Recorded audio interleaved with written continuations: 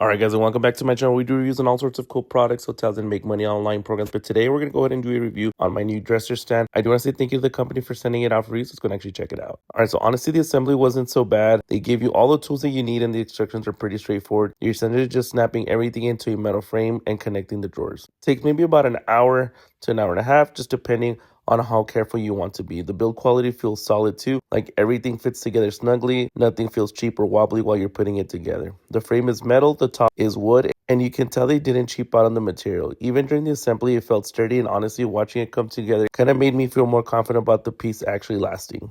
Alright, and here's what it looks like once it's fully assembled. This is a charcoal black version, and it has this nice modern vibe, not too bulky and not too minimal.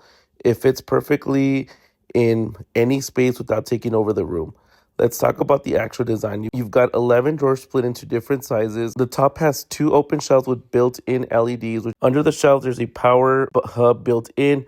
It's got 3 AC outlets and 2 USB ports, so your TV, phone, or whatever else you want to plug into it stays charged. If you guys found this video useful, make sure you guys like and subscribe. But if you guys are looking for a new drawer TV stand, definitely consider this one. I'm going to leave the link down below so y'all could get yours.